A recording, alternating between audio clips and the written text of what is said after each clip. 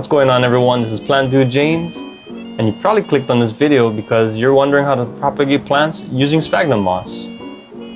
Now let's get to it.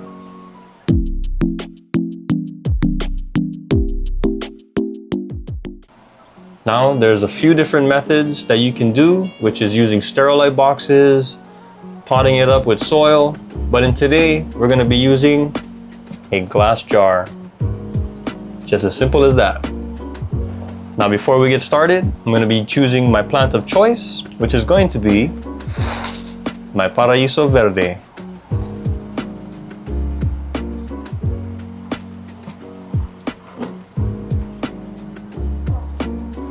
Now this plant is a philodendron, and it is one of the easiest plants to propagate. And the reason why I say that is because you can utilize aerial roots to encourage more root growth to be able to grow a whole new plant.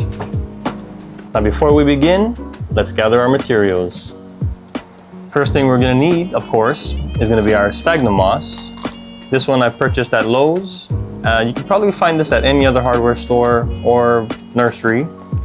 And second of all, we're going to need water. Now when propagating with sphagnum moss, you can add nutrients, but in this case, we can go ahead and propagate with just strictly sphagnum moss and water, and it works just fine. Now next thing that you're going to be needing is going to be a cutting tool of your choice. And next up, we're going to also need some sort of container or bowl to put your moss in so that you can moisten your moss before applying it to your container that you're going to be putting it in, which in this case, we're going to be needing our jar. Now before we continue, I would like to address that propagating in sphagnum moss in a jar is perfectly fine. You do not need to have it in any type of pot that has drainage holes, although you can do so. All we're going to be doing is keeping the moss moist and not drenched. You don't want to fill it up with water all the way to the brim because it's going to get soggy and you're going to end up with root rot. Now let's continue. Now before we begin, I forgot to mention that we're going to need some type of sterilization for our cutters. And the reason why we need to sterilize our cutters is to make sure that we don't pass on any type of diseases to our plants. Now this right here is a mixture of just water and alcohol. You just need about this much alcohol and the rest of the way water. Now ratios are going to differ depending on the size of your container. Now you just want to give it a little bit of a spray. And go ahead and take your paper towel or rag and just give it a nice wipe.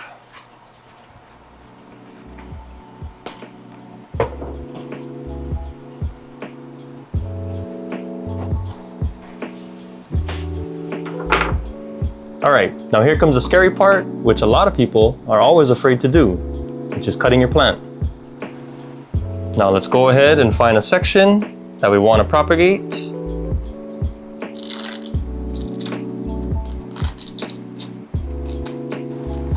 Now take note that you want to go ahead and propagate by cutting in between the node. This right here and this right here are both nodes.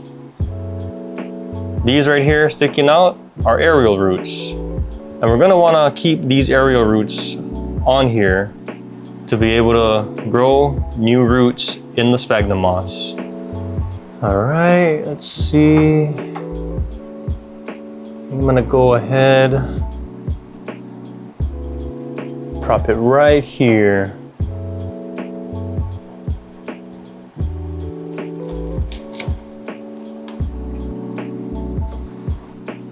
All right, nice clean cut, and that's what you want to see. Now in some cases you would want to probably let this dry out. It's not 100% necessary, but we're going to go ahead and just prop it right into sphagnum moss just the way it is. But before we continue, I would like to say I would really love to save this leaf right here, but we're going to go ahead and just chop this off too, and that's going to help even better. with propping this section right here into the moss. All right, now what we want to do is we want to gather our sphagnum moss in our container. Make sure that we wet it. We don't want to be working with dry moss. That way, we have an easier time placing it into this jar. Now let's go ahead and do that.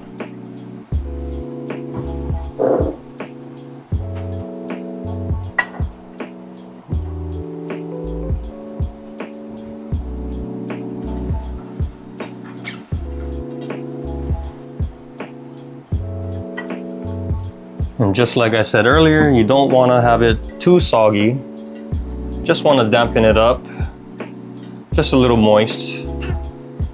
That way it's easier to work with. Squeeze some of that moisture out before placing it in your jar. Let's go ahead and put some to start it off. All right, and last but not least, let's go ahead and place our plant inside.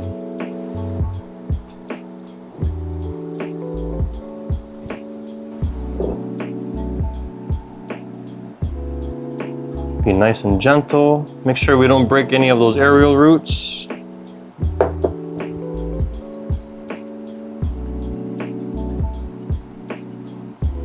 And let's continue filling up our jar.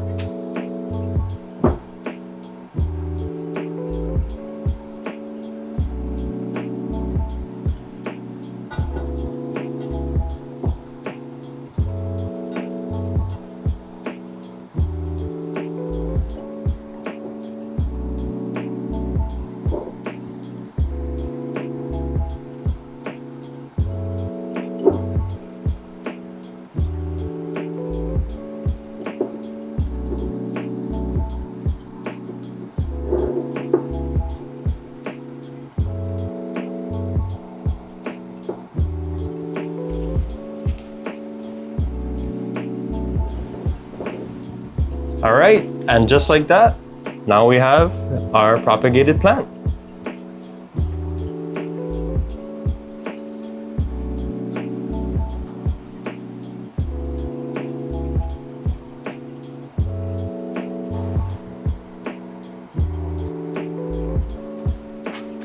All right, now last but not least, you're probably wondering, how much moss should I be using in my jar?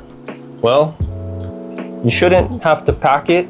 It shouldn't be that tight. If you do pack it too tightly, then that will encourage root rot. The moisture will just obtain way too much, and you don't want any of that. So just go ahead, just pack it lightly. Like I said, all you're gonna be doing is you're gonna be misting it every few days. You don't want it to dry out completely, but you also don't want it to be soggy. So just go ahead, keep it moist, place it off to the side, make sure it's getting nice lighting, and eventually you'll go ahead and have yourself a brand new plant. Now, thanks for watching. If you have any questions, go ahead and put it down below. Don't forget to like this video and subscribe. Peace.